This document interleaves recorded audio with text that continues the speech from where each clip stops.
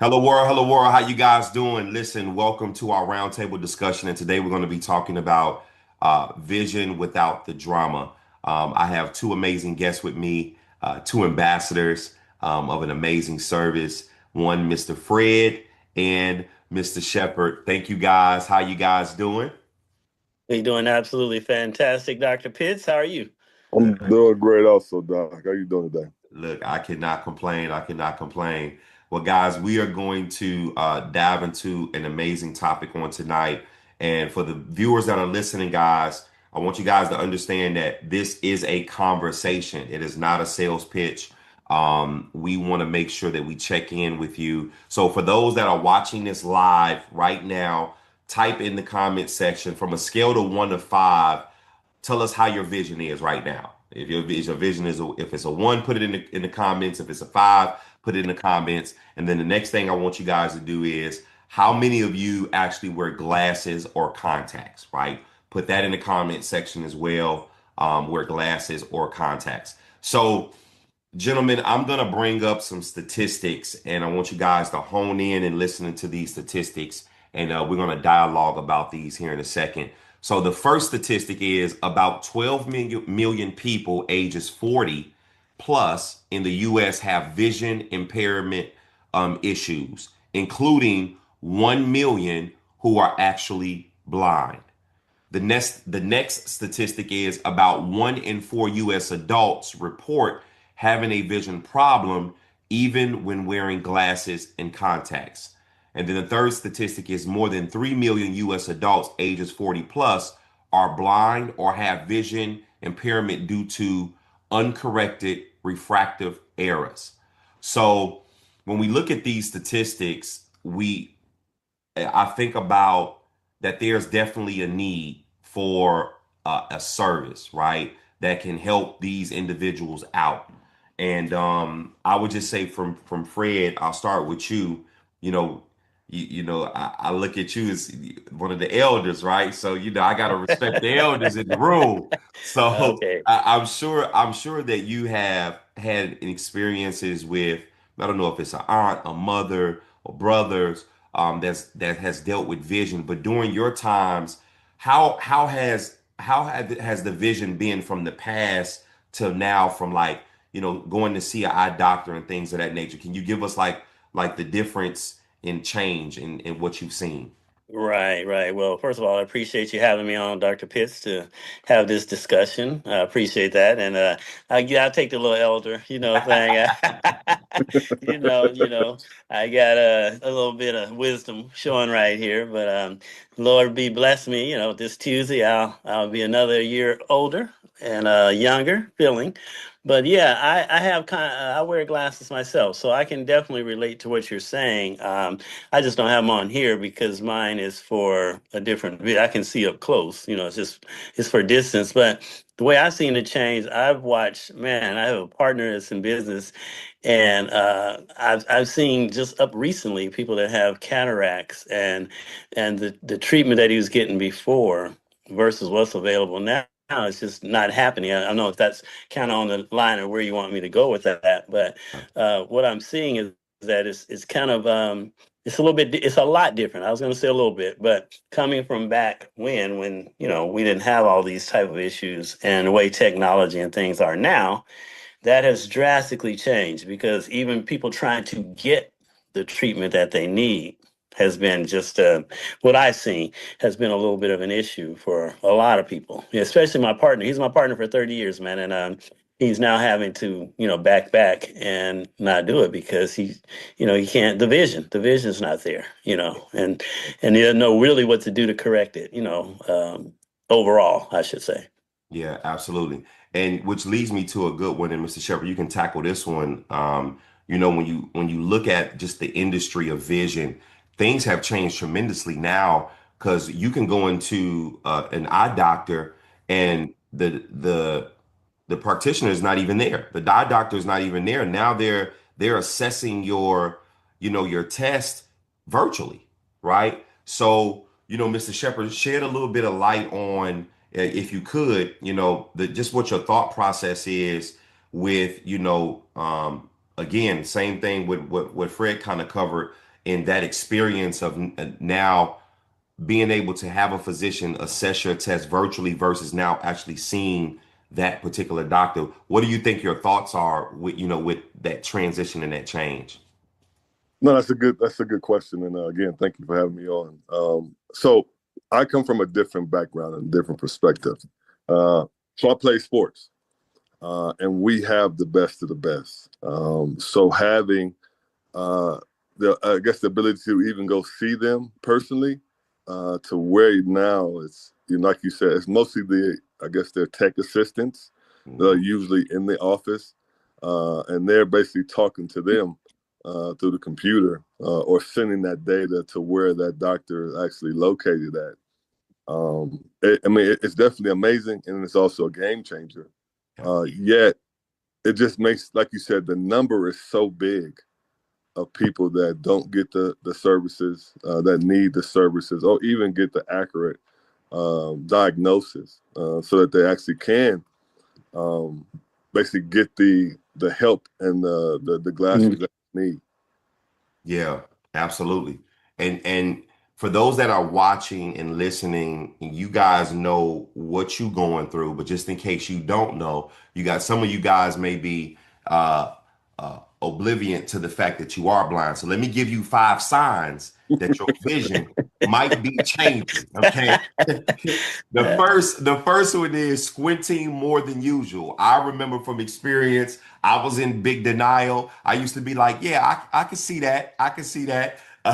So if you're squinting more than usually, your vision is changing. Headaches for screen readings, blurry vision at night, eye strain, dryness, and then holding your phone further away. When you got to do one of these, you got to do one of these, baby. Telescope.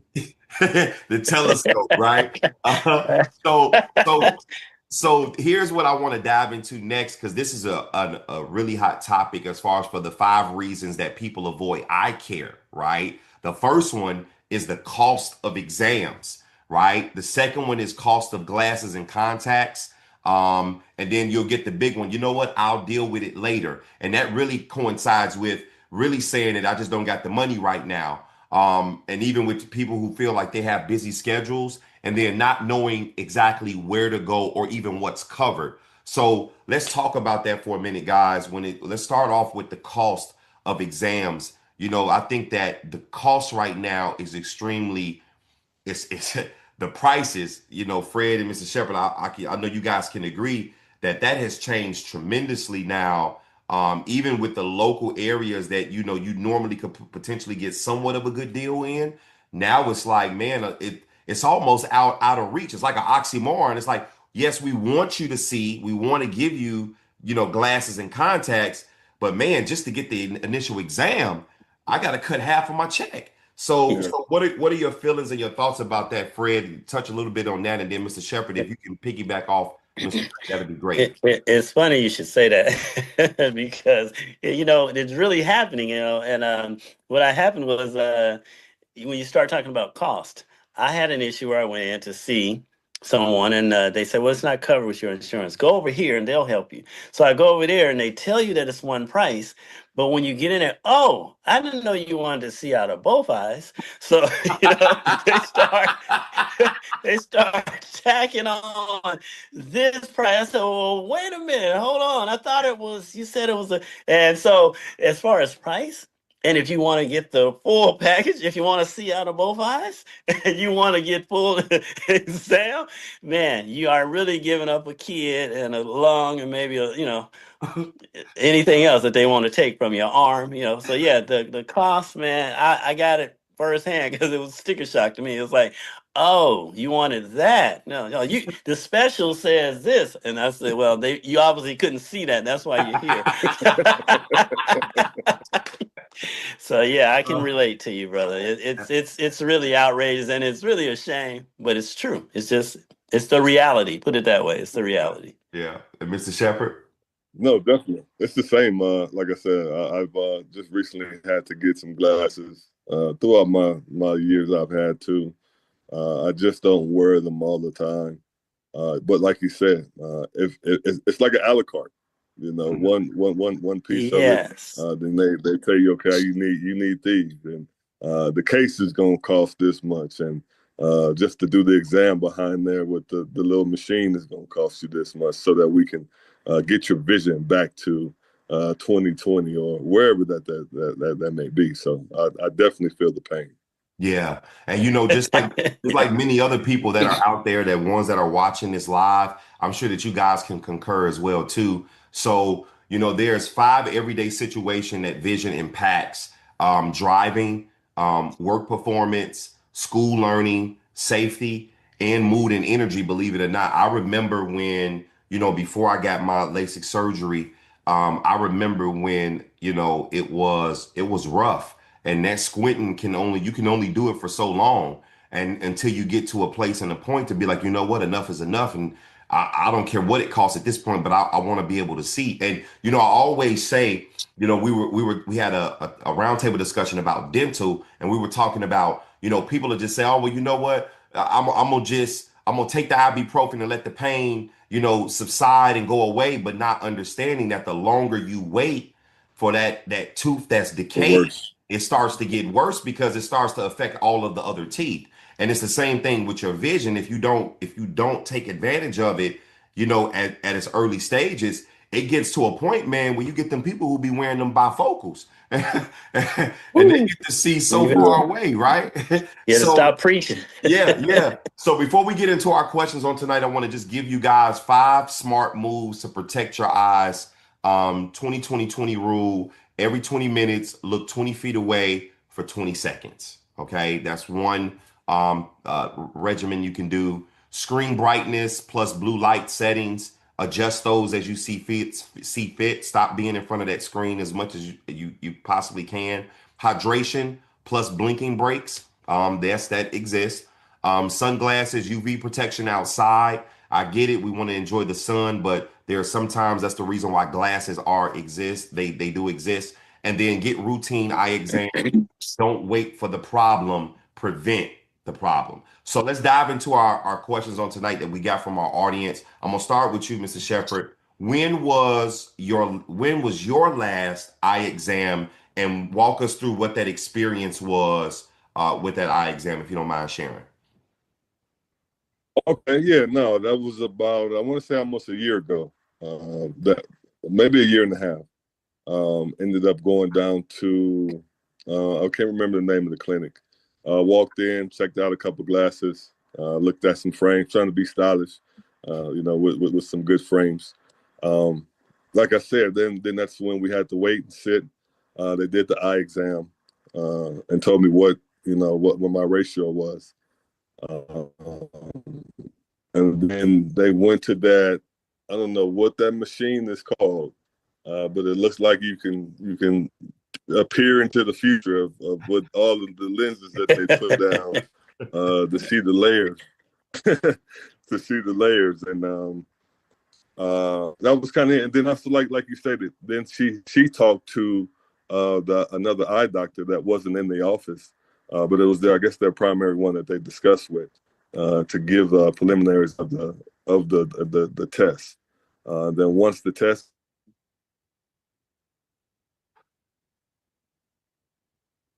okay, there we go. Yeah, once the test came back, they kind of wait. Then they went to the sales pitch to figure out what is costly and what was covered.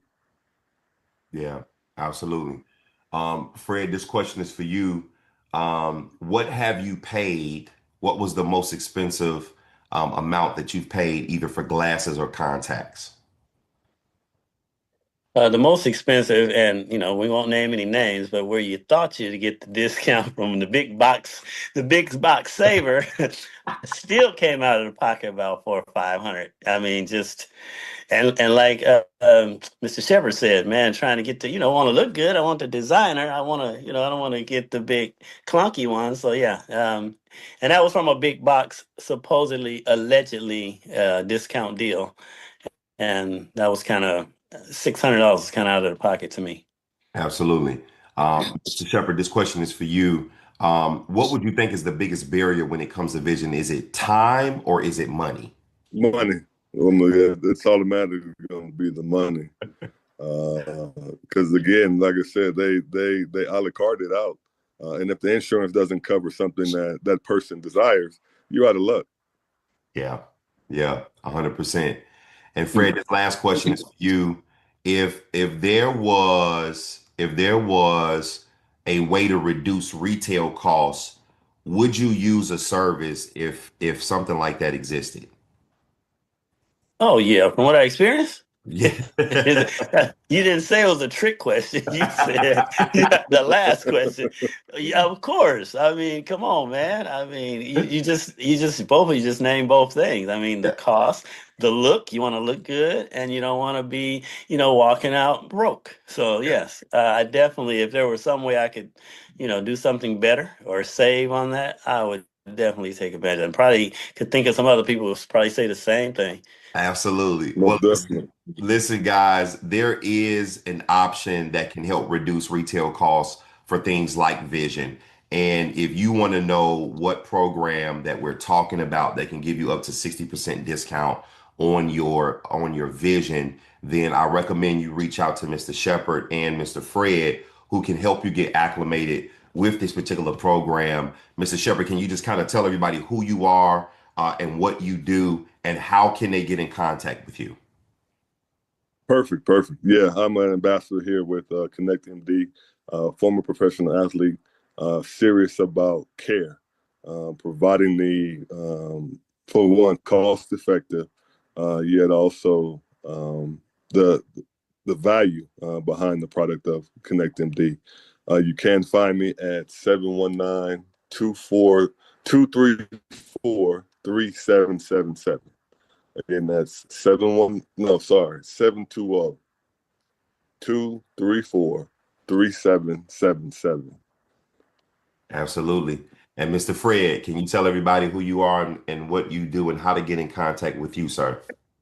Yeah, most definitely.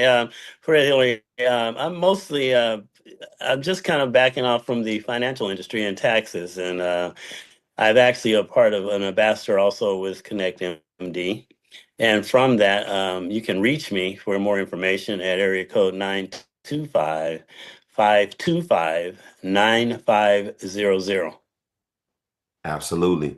Well, listen, guys, we hope that you guys was able to get some information on this roundtable discussion. Again, no pressure, but there is a solution for you. And if you are interested, make sure that you reach out to Mr. Sheppard. Make sure you reach out to Mr. Fred, and they will help you get onboarded with this amazing program that's taking the world by storm. Well, other than that, guys, we thank you for your time. We appreciate you guys. And if I can leave you with anything, allow me to leave you with this. Coming together is the beginning. Sticking together is progress, but working together is success. Thank you, guys, and we look forward to Amen. talking to you soon. All All right, right. gentlemen. Hey, Thank you. thanks a lot, man. Thanks for having us.